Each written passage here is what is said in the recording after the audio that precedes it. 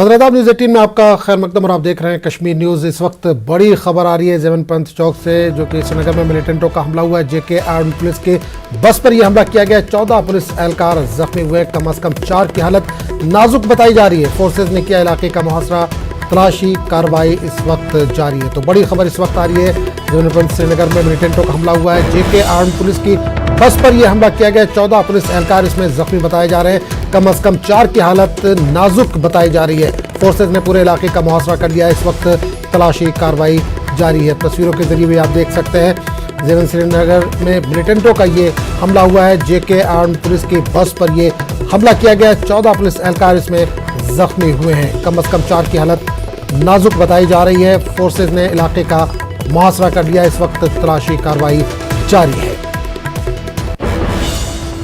बड़ी खबर इस वक्त की आ रही है जेवन पंथ श्रीनगर में मिलिटेंटों ने हमला किया है। जेके आर्म्ड पुलिस की बस पर यह हमला किया गया। 14 पुलिस एहलकार इसमें जख्मी हुए हैं, कम से कम 4 की हालत नाजुक बताई जा रही है। फोर्सेज ने पूरे इलाके का मुहासरा कर लिया। तलाशी कार्रवाई इस वक्त जारी है।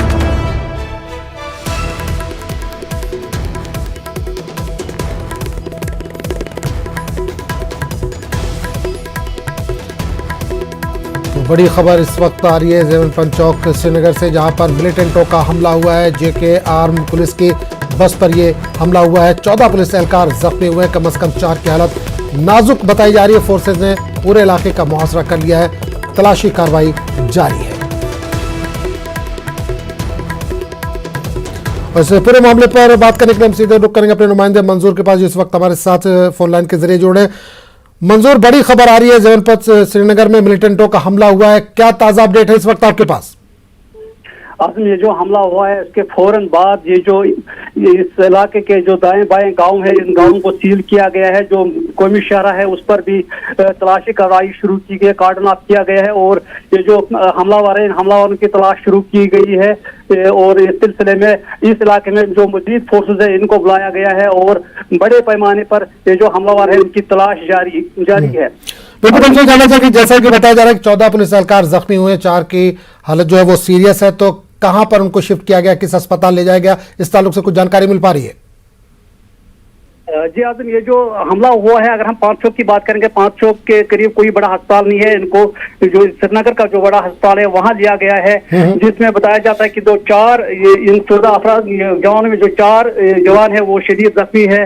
इनको भी अस्पताल मुंतकिल किया गया, इनका इलाज मुआवजा चल रहा है। और ये अभी तक जो पुलिस ने जो ट्वीट करके बताया है कि 14 जो एहलकार इस बस में सवार थे, ये बस श्रीनगर से हेडक्वार्टर जा रही थी, क्योंकि जो देवन है, देवन में आर्म्ड पुलिस का बड़ा हेडक्वार्टर है जहां जवानों को ट्रेनिंग दी जा रही है, वहां ले जा रहे थे। तो उसी दौरान ये जवान जब ये बस पहुंची तो उस पर हमला हुआ, जिसमें ये 14 अफराद जख्मी हो गए हैं और इन्हें बताया जाता है कि 4 की हालत है जो है वो बहुत नाजुक बताई जाती है। बिल्कुल मंजूर, एक चीज कि हमला किस तरह से हुआ, क्या फायरिंग की गई है या ग्रेनेड अटैक हुआ है? क्योंकि आपने बताया कि 14 लोग सवार थे, सबके सब जख्मी हैं और 4 की हालत नाजुक भी बताई जा रही है। तो हमला किस तरह से किया गया, इस ताल्लुक से कुछ जानकारी मिल पा रही है? जो इतलाक मौसूल हुई है, इतलाक जब हमने पहले ब्रेक की खबर की, उस दौरान गोलियां चलने की आवाजें सुनाई दी गई थी। जो लोग जो दाएं बाएं वहाँ लोग थे, उन्होंने कहा कि यहाँ गोलियां चलने की आवाजें सुनाई दी गई। ये फिर पुलिस ने तस्दीक किया कि ये गोलियां चलाई गई थी, उस बस पर गोलियों से हमला किया गया था। और ये जो वक्त है शाम का वक्त था, क्योंकि अगर हम इस रूट की बात करेंगे, ये जो रूट है इस पर सख्त सिक्योरिटी रहती है दिन भर, क्योंकि इस पर आर्मी की कार्रवाई चलती है, पुलिस की कार्रवाई चलती है, सीआरपीएफ की कार्रवाई चलती है। ये बड़ा सिक्योरिटी इस रूट पर रहती है, दिन भर हर जगह इस पर सिक्योरिटी एहलकार तैनात रहते हैं। लेकिन आज जो हमको देखने को मिला, जो शाम का वक्त था, शाम के वक्त आज सुबह और शाम बहुत धुंध रहती है, इसका फायदा जो है मिलिटेंटों ने उठाया है। और उस दौरान हमने बस पर फायरिंग की, जिसके नतीजे में इतना बड़ा नुकसान हो गया है। बिल्कुल मंजूर, एक चीज, कितने जवान सवार थे बस में, इस ताल्लुक से जानकारी मिल पा रही है? तो ये तो बताया जाता है कि 14 से ज्यादा जवान इसमें सवार थे, लेकिन ये पूरा कंफर्म नहीं है कि कितने थे। लेकिन 14 से ज्यादा ये जो बड़ी बस थी, एहलकारों को ले जा रही थी, 14 से ज्यादा जवान इस बस में सवार थे, जिनमें मतलब ये 14 जो है जख्मी हो गए हैं। बिल्कुल, एक चीज और जानिए, हमलावर की तादाद कितनी थी? क्या जो मुकामी लोग वहां पर मौजूद हैं, क्या कहीं से या यानी शाहिदीन जो मौजूद है वहां पर, उनकी तरफ से कुछ कहा गया है कि कितनी तादाद रही होगी मिलिटेंटों की? क्योंकि जैसा कि आपने बताया कि गोलियों की आवाज वहां पर सुनाई दी, जो लोग कह रहे हैं, मुकामी लोग कह रहे हैं, तो कितनी तादाद रही होगी मिलिटेंटों की? और क्या पुलिस की तरफ से भी कुछ जवाबी कार्रवाई की गई उस वक्त? जी, ये मिलिटेंटों की तादाद नहीं बताई गई है, लेकिन ये जराये से मालूम हुआ कि ये हमलावर जो थे 2 थे, और जो जिस साइड से वो भागे हैं उस साइड से फोर्स ने पूरा जो इलाका है, अगर हम पांपोर टेम्पोरा हाईवे की बात करेंगे, उस पर भी जो गाड़ियां हैं उनको भी रोक दिया गया है। कई घंटों से उस हाईवे पर जाम है और तलाशी कार्रवाई पुलिस की जानिब से चल रही है, और जो मजीद सिक्योरिटी फोर्सेस को वहां तैनात किया गया है, और बड़े पैमाने पर जो हमलावर है उनकी तलाश जारी। बिल्कुल, हमारे साथ मंजूर बने रहिए। नाज़रीन को एक बार फिर बता दें कि जीवनपंथ श्रीनगर में मिलिटेंटों का यह हमला हुआ है। जेके आर्म पुलिस की बस पर हमला किया गया है। 14 पुलिस एहलकार जख्मी हैं। अभी तक जो इतला आ रही थी उसमें कहा जा रहा था कि 4 पुलिस एहलकार वो शदीद तौर पर जख्मी हैं, लेकिन अब जो खबर आ रही है कि 2 जो पुलिस एहलकार हैं वो शहीद हो गए हैं। तो बड़ी खबर इस वक्त जीवनपंथ श्रीनगर से आ रही है, जहां मिलिटेंटों ने हमला किया। जेके आर्म पुलिस की बस पर यह हमला किया गया। 2 पुलिस एहलकारों की मौत हो गई है, कई पुलिस एहलकार जख्मी बताए जा रहे हैं। कम से कम 4 की हालत नाजुक बताई जा रही है। फोर्सेज ने पूरे इलाके का मुहासरा कर लिया है, तलाशी कार्रवाई जारी है। जैसे कि हमारे नुमाइंदे बता रहे थे, मंजूर हमको बता रहे थे कि गोलियों की आवाज वहां पर सुनाई दी है। शायद गोलियों से ही निशाना बनाया गया हो कन्वॉय पे। तो बड़ा इस वक्त हमला किया गया है मिलिटेंटों की तरफ से। जेके आर्म पुलिस की बस पर यह हमला हुआ है। शाम का वक्त था, अंधेरे का फायदा उठाते हुए मिलिटेंटों ने यह हमला किया है। 2 पुलिस एहलकारों की अब तक मौत हुई है, कई पुलिस एहलकार जख्मी बताए जा रहे हैं। कम से कम 4 की हालत नाजुक बताई जा रही है। फोर्सेज ने पूरे इलाके का मुहासरा कर लिया है।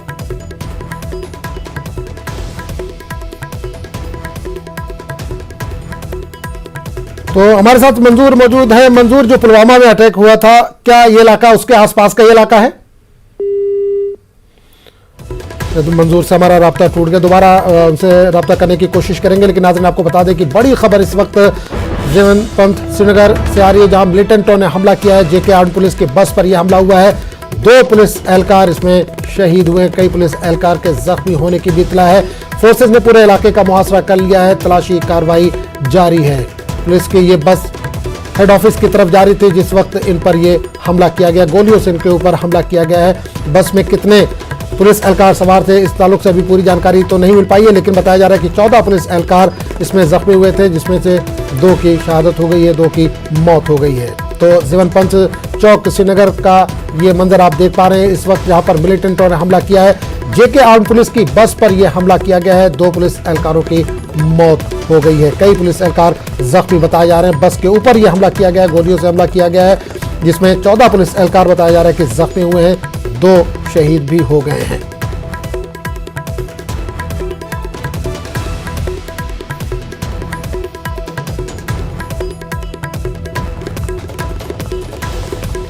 तो बड़ी खबर इस वक्त श्रीनगर से आ रही है। जीवनपंथ चौक श्रीनगर में मिलिटेंटों ने हमला किया है। जेके आर्म पुलिस की बस जा रही थी हेड ऑफिस की तरफ, जिस वक्त उस पर हमला किया गया। इस वक्त आप तस्वीरों के जरिए भी देख सकते हैं, सख्त सिक्योरिटी यहाँ पर की गई है और तलाशी कार्रवाई पूरी तरह से जारी है। आसपास के जितने गांव हैं वहाँ पर तलाशी मुहिम इस वक्त जारी। हमलावर कितनी तादाद में थे, इस ताल्लुक से अभी इत्तला नहीं मिल पाई है। मंजूर एक बार हमारे साथ फिर जुड़ चुके हैं। मंजूर, ये इलाका काफी सिक्योरिटी वाला है, तो क्या पुलिस की तरफ से अभी कोई रद्द-ए-अमल सामने आया है कि किस तरह से हमला किया गया? जी, ये तो आजम पुलिस ने ये ट्वीट करके बताया है कि 14 जो जवान है वो जख्मी हो गए हैं, लेकिन अभी ये नहीं पता चला है कि किस कहां से ये हमला हो गया है, किस साइड से। ये जो इस इलाके की अगर हम बात करेंगे, ये जो शहर रोड जाता है, ये खुनमू की रोड है, ऊपर से क्रियो से मिलता है। इसके दाएं जानिब अगर हम बात करेंगे, दाएं जानिब इसको पांपोर है, और उस साइड में बाकी जो इलाके हैं खेत है। तो यहाँ जो हमला हुआ है समझ नहीं आ रहा है पुलिस को कि किस साइड से मिलिटेंट आए और कहां से फायरिंग की। मुकामी जो लोग हैं उनका क्या कहना है? मंजूर को मुकामी लोगों की तरफ से कुछ रद्द-ए-अमल सामने आया है वहां पर?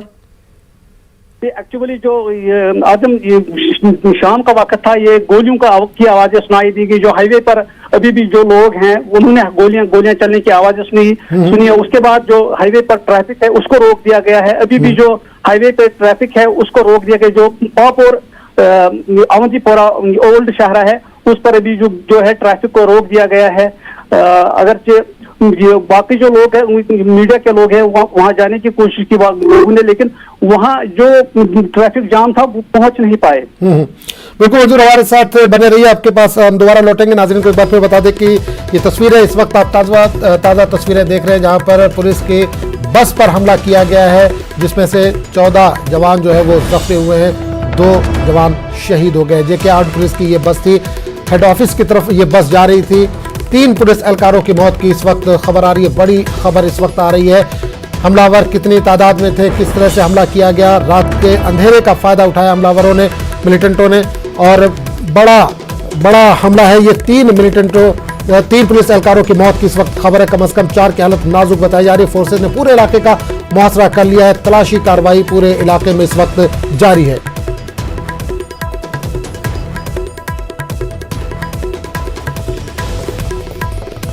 तो हमले के बाद आप देख सकते हैं पूरी तरह से रोड को खाली करा लिया गया, पूरा सील कर दिया गया है। जवान वहां पर तलाशी मुहिम इस वक्त जारी रखे हुए हैं। सर्च ऑपरेशन लगातार जारी है। बड़ी खबर आ रही है, जेके आर्म्ड पुलिस की बस पर यह हमला किया गया। 3 पुलिस एहलकारों की मौत की अब तक इतला आ रही है, जबकि 14 के जख्मी होने की लगातार हमारे पास खबर आ रही थी, जिनमें से 3 पुलिस एहलकारों की मौत हो गई है, 3 पुलिस एहलकार शहीद हुए हैं।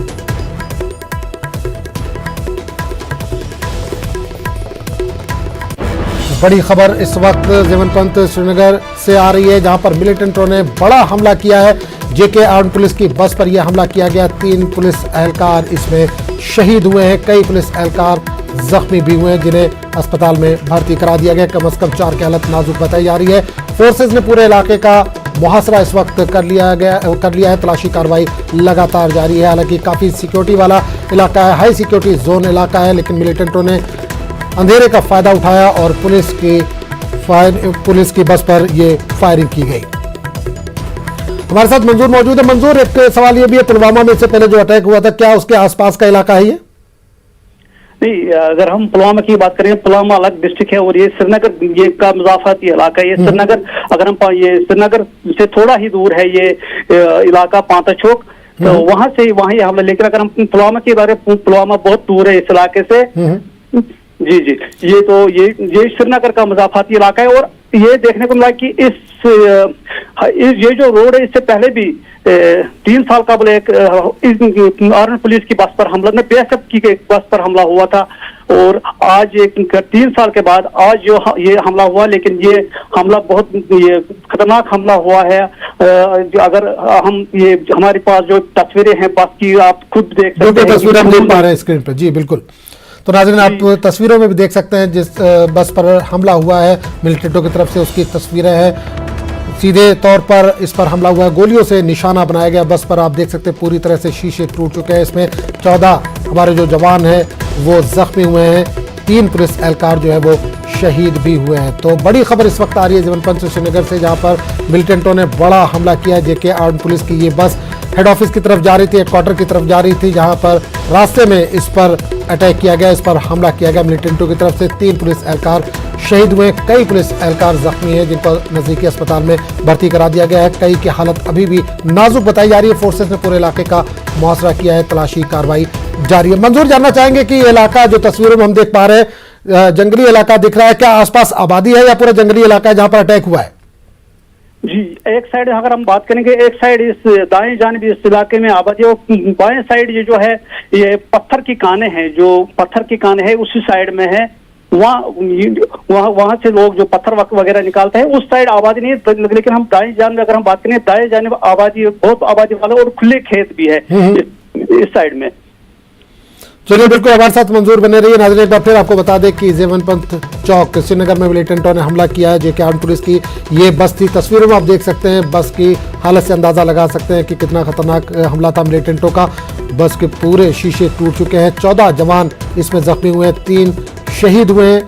फोर्सेज ने पूरे इलाके का मुहासरा कर लिया है। तलाशी कार्रवाई जारी रही। मंजूर हमारे साथ बने रहिए। फिलहाल वक्त हो चला है एक छोटे से ब्रेक का। ब्रेक के बाद हम फौरन हाजिर होते हैं।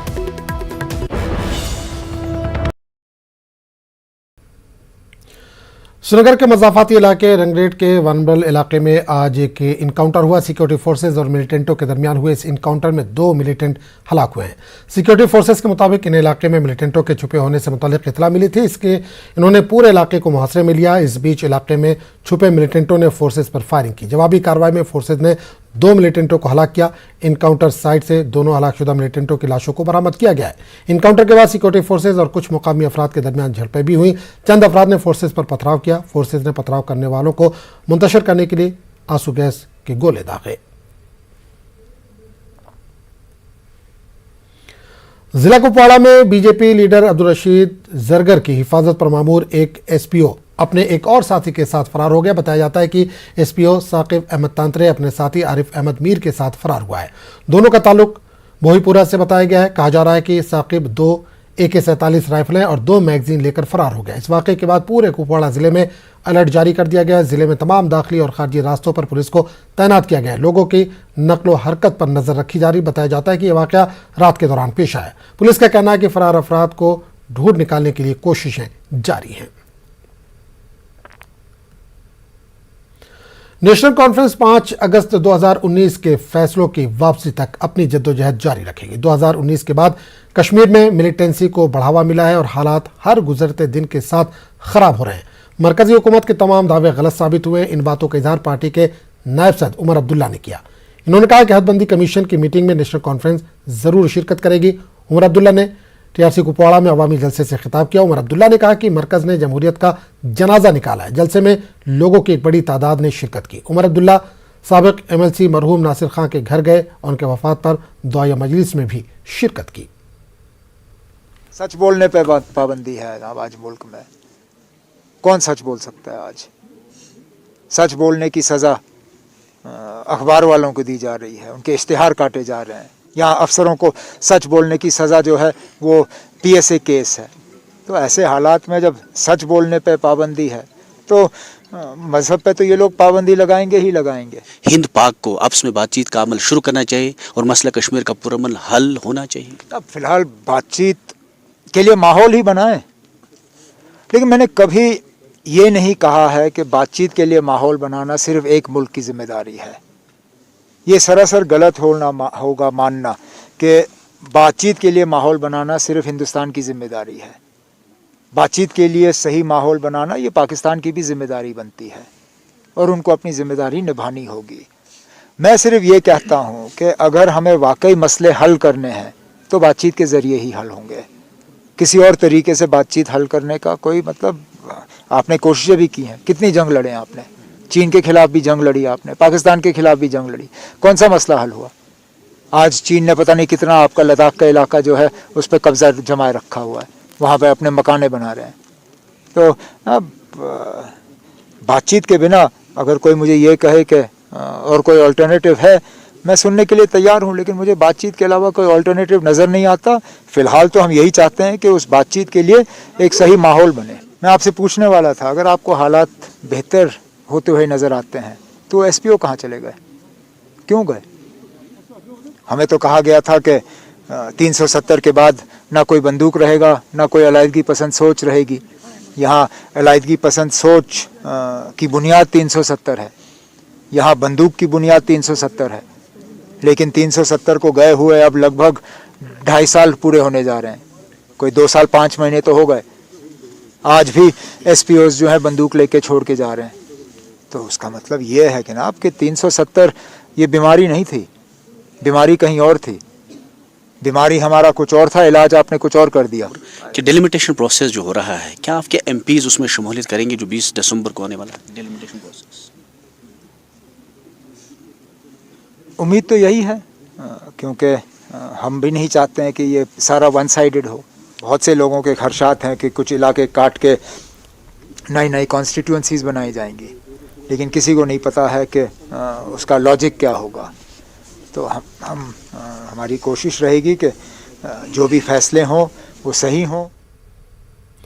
अपनी पार्टी के सदस्य सैयद अल्ताफ बुखारी का कहना है कि दफ़ा 370 की मनसूखी के बाद जम्मू कश्मीर में सिक्योरिटी का मंजरनामा बदल गया और हुकूमत को यहाँ जल्द ही इलेक्शन कराने चाहिए। अल्ताफ बुखारी ने राजौरी में एक रैली से खिताब के बाद न्यूज़ 18 से बात करते हुए कहा कि रियासती दर्जे की बहाली का मौजू सबसे पहले अपनी पार्टी ने उठाया था, अब सभी पार्टियां यही मुतालबा कर रही हैं। आई है 370 टूटने के बाद, जैसा कि केंद्र सरकार कह रही थी कि मिलिटेंसी की कमर जो है वो टूट गई है। देखिए, मैं एक चीज जरूर बताऊंगा, सिक्योरिटी सिनेरियो हैज इंप्रूव्ड और इसीलिए तो हम कहते हैं इलेक्शन फौरन करो। सिक्योरिटी सिनेरियो हैज इंप्रूव्ड, लेकिन ये लोगों को क्रेडिट जाता है इसका।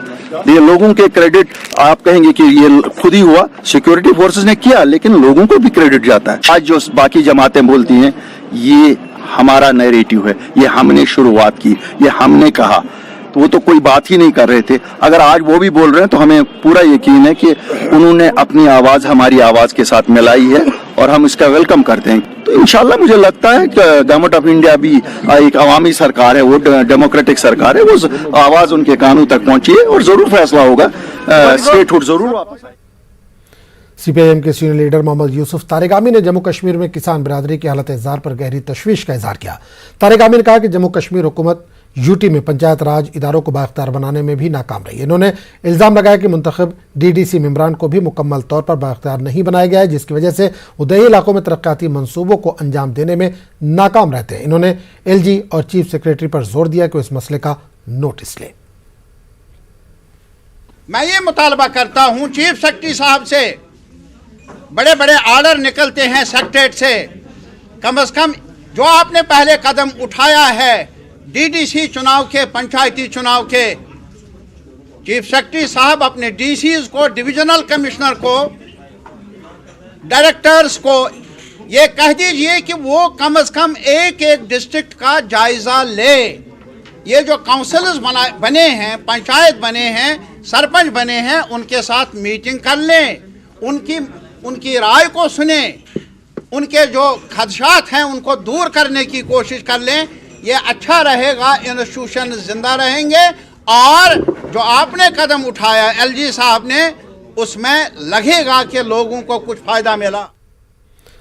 तारिगामी ने यकीन दिलाया कि गुपकार इत्यादि पार्टियां जम्मू के लोगों को दफ़ा 370 की बहाली के मुतालबे जैसे हसास मसाइल पर एतमाद में लेने की पूरी कोशिश करेंगे। इन्होंने जम्मू और कश्मीर डिवीजन के लोगों के दरमियान जामे मुज़ाकरात के अमल की भी हिमायत की, ताकि इनके दरमियान बाज़ लोगों की तरफ से पैदा की जाने वाली रस्साकशी को कम किया जा सके। करता हूं, why can't we talk to the people of Leh and Kargil as well? ठीक है, उनकी एस्पिरेशंस क्या है हमें समझने का मौका तो मिलना चाहिए, और हमारी एस्पिरेशंस जो हैं वो हमारी एस्पिरेशंस को सुने। डायलॉग, मैं डायलॉग की बात, मैं सॉल्यूशन ये इम्पोज नहीं कर रहा हूं कि मेरी बात चले। इसी तरह मैं चाहता हूं जम्मू एंड कश्मीर, दो रीजन्स और मुख्तलिफ कम्युनिटीज के रिप्रेजेंटेटिव, सिविल सोसाइटी आपस में एक क्रेडिबल डायलॉग के प्रोसेस को शुरू क्यों न करे। जब करगिल वालों ने अपनी पोजीशन अपनी जगह, ले बुद्धिस्ट एसोसिएशन ने अपनी जगह, फिर भी उन्होंने हड़ताल भी की, डायलॉग भी किया, बातचीत। बड़गाम में कांग्रेस की जानिब से वर्कर्स कन्वेंशन मुनक़िद हुआ। इसमें कांग्रेस के जिला सदर और नायब सदर के अलावा दीगर लीडरान और कारकुनों ने शिरकत की। वर्करों को हिदायत दी गई कि पार्टी को मजबूत बनाने पर काम करें। जिला सदर जाहिद जान से जब पूछा गया कि कांग्रेस के अंदर कुछ तनाज़ा चल रहा है तो उन्होंने कहा कि जम्मू कश्मीर में अगर कांग्रेस कमज़ोर है तो इसकी जिम्मेदार पार्टी लीडरशिप है। इन्होंने कहा कि गुलाम अहमद मीर की कारकर्दगी ठीक नहीं है। बहुत सारे लोगों की ये शिकायत रही है, जो मौजूदा प्रेसिडेंट है, आपने सुना भी होगा, देखा भी होगा, कितने लोगों ने इस्तीफे पेश किए हैं। जो हमारी पार्टी के अध्यक्षा मोहतरमा सोनिया गांधी, उनके सामने हम सब लोगों ने इस्तीफा दे दिया। इसी वजह से जो हमारे स्टेट के प्रेसिडेंट हैं, इन्होंने अपने कार्यकाल में अपनी मनमानियों से ही काम चलाया। जो काम करने वाले लीडर हैं उनको वो एक तरफ छोड़ के जो इनके अपने मतलब साथी होते हैं, इंडिविजुअल लोग होते हैं, उनको आगे बढ़ाते हैं। और हमारी यही शिकायत रही है, यही शिकायत लेकर के हम अपनी अध्यक्षा मोहतरमा सोनिया गांधी के पास गए हैं कि इससे कांग्रेस आगे। खबरों का सिलसिला जारी रहेगा, लेकिन एक छोटे से वक्फे के बाद।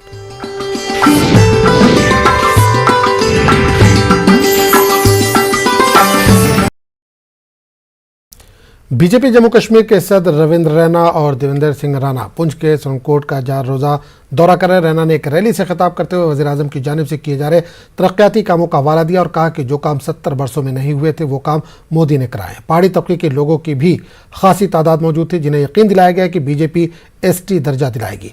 देवेंद्र सिंह राणा ने कहा कि दफ़ा 370 के खात्मे के बाद सबको बराबरी का हक मिला है। मोदी साहब ना एको मैनिफेस्टो है, एको नारा, एको स्लोगन है, सबका साथ, सबका विकास, सबका विश्वास। एक बटन मोदी साहब दबाने दिली थू किसानों ने खाते 6-6 हजार असने, इधर सुरनकोट में किसानों ने खाते असने के नहीं असने। गरीब लोगों की 1000 रुपया पेंशन असली है कि नहीं असली है?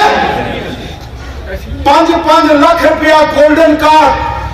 एक उम्मीद जागी कि हर शख्स जिहड़ा जम्मू कश्मीर दे रहन वाला है उन्होंने बराबरी का हक मिलेगा, उन्होंने बराबरी का दर्जा मिलेगा और एक ते दूजे की इजारेदारी नहीं होएगी, एक दी दूजे ते सुपुर्दारी नहीं।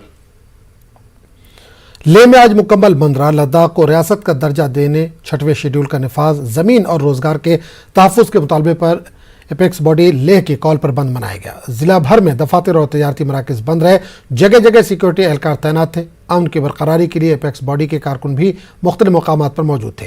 मोमिन चेयरमैन सिंह दोरजे ने मीडिया से बात करते हुए कहा कि बंद कामयाब रहा। इन्होंने कहा कि चंद शरपसंद अनासिर ने एक दिन पहले फर्जी मकतूब जारी करते हुए बंद वापस लेने की बात कही थी।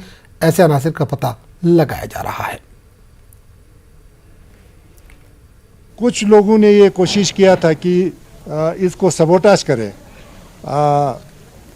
कल हमने देखा था कि सोशल मीडिया पर एपेक्स बॉडी का नकली लेटर हेड बना के ये अफवाह फैलाया कि हमने बंद कॉल वापस लिया है। ये बिल्कुल कुछ लोग, बहुत ही गिने चुने लोग हैं जो इसको ये चाहते हैं कि ये बंद सक्सेस ना हो। और ये जो आज का जो बंद जो बिल्कुल सक्सेस रहा, ये उनके मुंह पर बिल्कुल तमंचा है और हम कंडेम करते हैं ऐसे लोगों को जो लद्दाख के हित के बारे में हित के खिलाफ ये काम कर रहे हैं। लद्दाख खिते को जम्मू कश्मीर से अलग करके एक अलग यूनियन टेरिटरी बनाने के बाद लद्दाख के अवाम इसी इशू को लेकर सड़कों पर है। एहतजाजियों के मुताबिक 5 अगस्त 2019 के बाद लद्दाख में अभी तक कोई सरकारी नौकरी भर्ती नहीं की गई। इसके अलावा लद्दाख के अवाम को ये डर है कि जब तक लद्दाख को एक अलग कानून के तहत ज़मीन और नौकरी का तहफ़्फ़ुज़ ना दिया जाए तब तक लद्दाख महफूज नहीं। बीजेपी के सिवा लद्दाख के सभी मजहबी सियासी जमातों ने इस मसले पर एक हो गई हैं। करगिल डेमोक्रेटिक अलायंस की कॉल पर आज करगिल और इसके तमाम सब डिवीज़न और ब्लॉक्स में मुकम्मल बंद रहा। सुबह 7 बजे से शाम 6 बजे तक सड़कें सुनसान रही। अलायंस के को चेयरमैन हाजी असगर अली ने इस हड़ताल को काफ़ी अहम करार दिया। लद्दाख के अवाम चाहते हैं कि लद्दाख को स्टेटहुड मिले, कॉन्स्टिट्यूशनल सेफगार्ड मिले, रिक्रूटमेंट जल्दी हो, लद्दाख को राज्यसभा लोकसभा में बराबर की हिस्सेदारी के साथ जो है वो नुमाइंदगी मिले। ये 4 डिमांड्स के साथ प्रोटेस्ट कर रहे हैं। जहां तक आपने कहा कि कुछ शरपसंद अनासिर इस तरह की चीज़ें कर रहे हैं, तो ये कमज़ोर लोगों का काम है जो यहाँ की यूनिटी को नहीं चाहते हैं, जो लद्दाख के लोगों के एस्पिरेशंस को रेस्पेक्ट नहीं करते हैं। तो इससे लद्दाख के अवाम को कुछ फ़र्क पड़ने वाला नहीं है। लद्दाख के अवाम ने आज अपनी यूनिटी का मुजाहिरा दिखाया है, अपनी एकजहती का मुजाहिरा दिखाया है और इसीलिए लद्दाख के अवाम ने रज़ाकाराना तौर पर इस बंद को कामयाब किया है और पूरा क्रेडिट लद्दाख के अवाम को जाता है। ये दूसरी बार लद्दाख के अवाम ने दिखा दिया है कि अपनी कंसर्न्स को लेकर, अपनी डिमांड्स को लेकर हम बहुत सीरियस हैं और पीछे हटने वाले नहीं हैं। लद्दाख की पूरी भाजपा इस बंद के अगेंस्ट नहीं है, लेकिन भाजपा में भी कुछ एलिमेंट्स है, बीजेपी में भी कुछ एलिमेंट्स हैं, वो अपने इंडिविजुअल इंटरेस्ट को लेकर, अपने इंटरेस्ट को लेकर इस लद्दाख बंद की एपेक्स बॉडी और KDA के खिलाफ कुछ न कुछ षड्यंत्र करते रहते हैं, साजिश करते रहते हैं। लेकिन आज फिर एक बार लद्दाख के आवाम ने इनको पूरी तरह से नंगा करके दिखा दिया कि आप कुछ भी षड्यंत्र करें, कुछ भी साजिश करें, हम एपेक्स बॉडी और KDA के साथ हैं। हम कभी भी आपके चुंगल में आने वाले नहीं। द्रास सब डिवीजन में भी मुकम्मल बंद रहा। लद्दाख के गेटवे द्रास में मार्केट्स बंद रहे। कर्फ्यू जैसा माहौल लग रहा था। कौमी शाहराह पर भी गाड़ियों की आमदोरफ्त नहीं देखी गई। वादी कश्मीर में शदीद सर्दी की लहर पाई जा रही है। श्रीनगर में गुज़िश्ता शब कम से कम दर्जा हरारत -3.5 डिग्री रिकॉर्ड किया गया। पहलगाम में -5.3 डिग्री सेल्सियस था। उधर महकमे मौसमियात ने लोगों को कल से सर्दी से कुछ राहत मिलने की उम्मीद जाहिर की है। मैदानी इलाकों में हल्की बारिश और बालाई इलाकों में हल्की बर्फबारी का इम्कान है। महकमे के मुताबिक दिसंबर के आखिर तक भारी बर्फबारी का कोई इम्कान नहीं है। अभी जो हमने फोरकास्ट इशू किया है उस हिसाब से कल से मौसम में चेंज होगी, थोड़ी थोड़ी बारिश भी आएगी, ऊपरी इलाकों में बर्फबारी का भी इम्कान है। लेकिन जो ये सिस्टम है इतना हैवी नहीं है, हल्की बारिश होगी। इससे क्या होगा कि टेम्परेचर जो है रात का बढ़ जाएगा और माइनस टेम्परेचर कम होगा, यानी मतलब टेम्परेचर में थोड़ी बढ़ोतरी होगी। इसलिए जो नाइट्स होंगे वो क्लाउडी होंगे और आने वाले चंद दिनों में ये मौसम ऐसा ही रहेगा कि हमें रात के जो माइनस टेम्परेचर से राहत मिलेगी। इस साल का कंपेयर करेंगे तो इस साल जो नवंबर और दिसंबर का महीना रहा है ये कंपैरेटिवली ड्राई रहा है, तो हमें उम्मीद है कि ये दिसंबर का महीना भी अभी ड्राई ही रहेगा। अगर बीच बीच में कोई छोटा स्पेल होगा, लाइट रेन स्नो हो सकती है, लेकिन इतना बड़ा सेवी सिस्टम आने का अभी कोई चांस नहीं। बेरवा के सनपाह में तामीराती कामों पर सरपंच और पीडीएफ के दरमियान तनाजा हो गया। पीडीएफ के जनरल सेक्रेटरी जावेद बेग ने बेरवा में ब्लॉक डेवलपमेंट ऑफिस के सामने सरपंच के खिलाफ एहतजाजी धरना दिया। बेग ने इल्जाम लगाया कि सिरपा की खातून सरपंच ने बिजली के खंभे, ट्रांसफार्मर और दीगर तामीराती काम सिर्फ अपने घर, रिश्तेदारों और अपने साथियों में तकसीम किए, जबकि जरूरतमंदों को महरूम रखा गया। बेग ने सरपंच पर रिश्वत सतानी का इल्जाम लगाया। सरपंच ने बेग के इल्जामात को मुस्तरद कर दिया।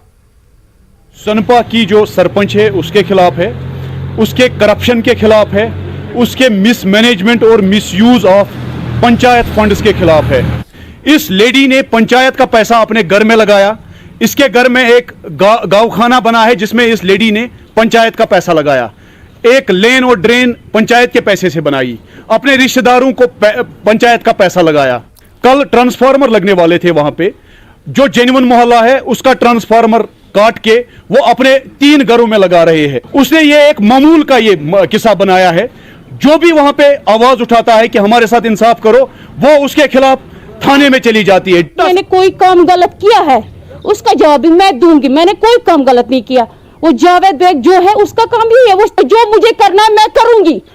मैं जब तक मैं सरपंच हूँ मैं काम करूंगी। मैं अपने हल्के के लिए उठी हूँ, काम मुझे करना है अपने पंचायत बाड़ी के साथ। पंचायत बाड़ी मुझे ताउन दे रहे, अपने गांव वाले मुझे ताउन दे रहे, अब का बाड़ी मुझे ताउन दे। मैं कोई गलत काम नहीं कर रही हूँ।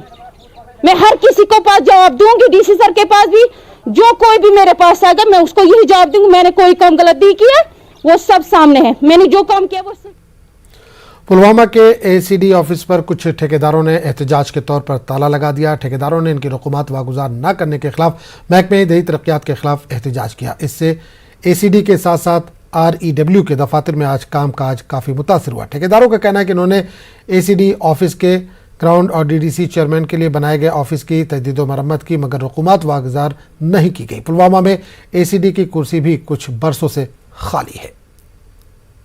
आज तक हम दर दर की ठोकरें खा रहे हैं, हमारे बच्चे स्कूलों से निकाले गए हैं, हमारी जो पेमेंट है वो बिल्कुल भी रिलीज़ नहीं हो रही है।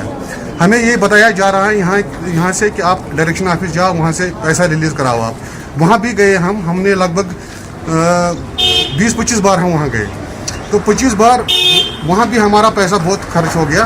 तो एट लास्ट हमारा कोई पैसा अभी तक रिलीज़ नहीं हुआ और हम आज मजबूर हो गए कि इस ऑफिस को हम सील करें, लॉक करें। तो हमारी ये डिमांड है कि हमारा जो पैसा है वो प्लीज़ मेहरबानी करके वो रिलीज।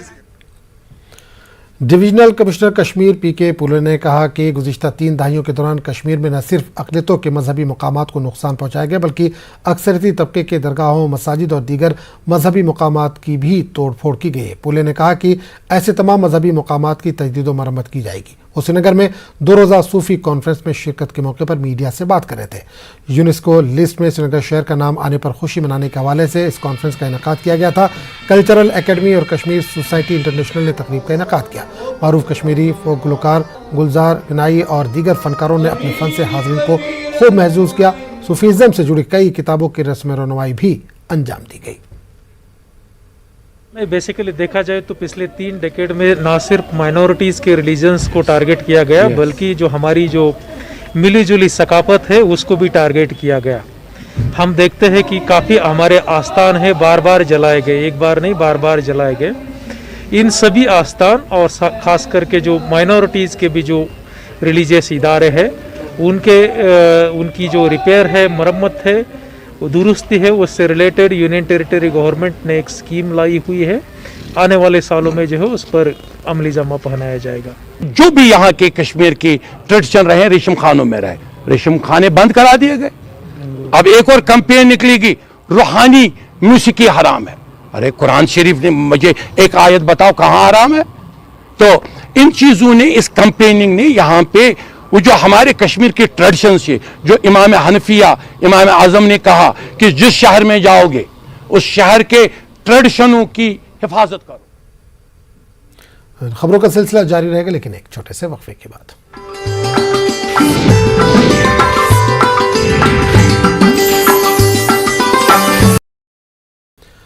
जम्मू कश्मीर के मुख्तलिफ स्कूलों के तलबा को कश्मीर और जम्मू का दौरा करने का मौका फराहम किया गया। फौज के ज़ेर एहतमाम बज़्म यारा के मौजू पर एक स्टूडेंट एक्सचेंज प्रोग्राम का इनेकाद किया गया। जम्मू के मुख्तलिफ स्कूलों के 25 तलबा कश्मीर में एक कश्मीरी घर के दौरे के दौरान मुकामी तलबा के साथ बातचीत की। तलबा ने गांदरबल के सियाती मकामात और जेड मोड़ टनल समेत कुछ बड़े तरक्याती प्रोजेक्टों का दौरा किया, जहाँ प्रोजेक्ट्स के इंजीनियरों ने इन्हें ब्रीफिंग दी। आर्मी गुडविल स्कूल में एक रंगारंग तकरीब का भी इनेकाद किया गया। तलबा ने गाने और रक्स का मुजाहरा पेश किया।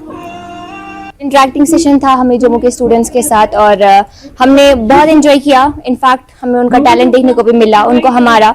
और मैं चाहती हूँ कि ऐसे और भी जो है सेशंस हो, ताकि हम स्टूडेंट्स से मिले, हम इनके बारे में जाने और ये हमारे बारे में। So I am very thankful to 34 Assam Rifles and the Arhadna जो है इनके साथ है एक NGO। So I am very thankful और मैं चाहती हूँ कि ऐसे और भी आगे हो ताकि हमें भी एक्सपोजर मिले। अच्छा था, उनका भी एक्सपीरियंस अच्छा है और हमारा भी। वैसे हमें बहुत अच्छा लगा कि मतलब इनसे मिले हम, और बहुत बहुत ज़्यादा अच्छा लगा इनसे। और इनका मतलब नेचर भी बहुत अच्छा है।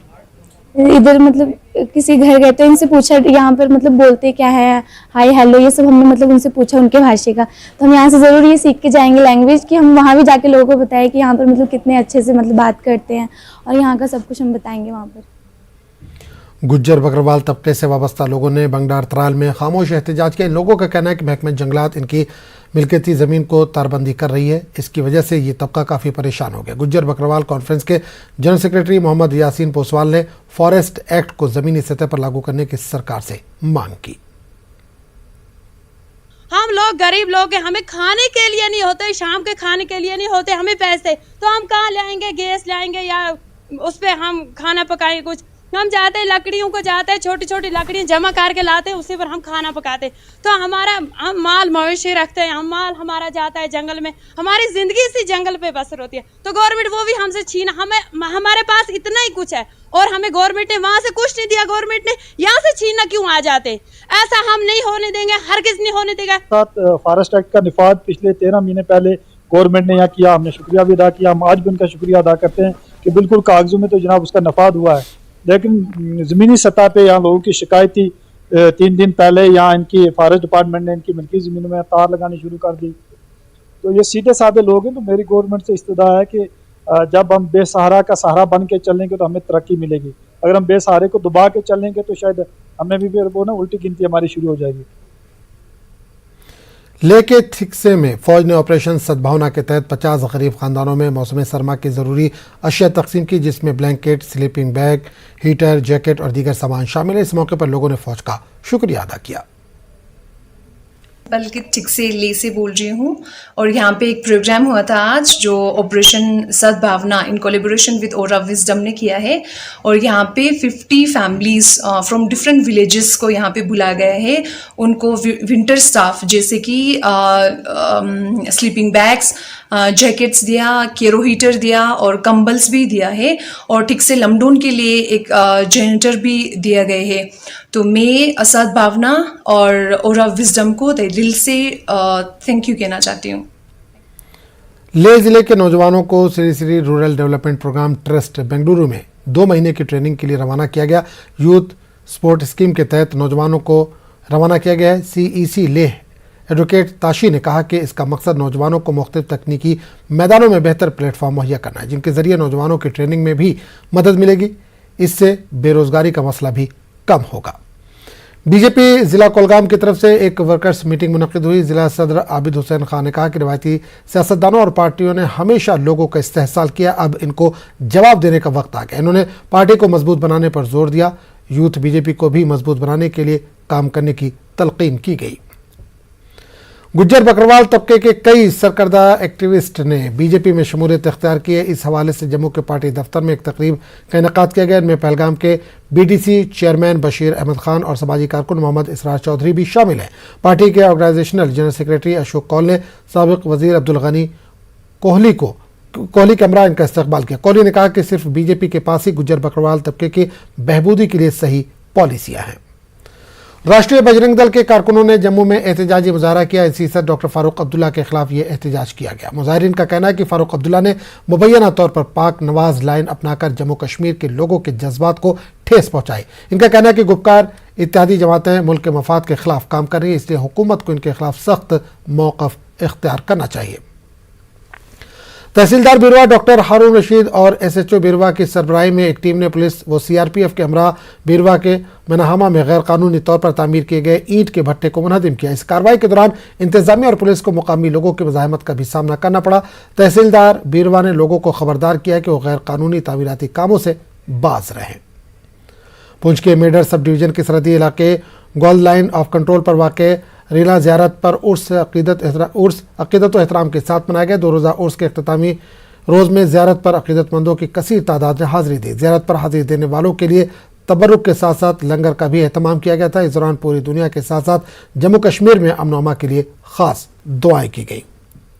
ज़िला इंतज़ामिया उधमपुर ने government ML model higher secondary school boys Udhampur का नाम बदलकर शहीद इंस्पेक्टर कमल सिंह के नाम पर रख दिया। इंस्पेक्टर कमल सिंह ने साल 2001 में पटन बारामूला में मिलिटेंटों से लड़ते हुए शहादत पाई थी।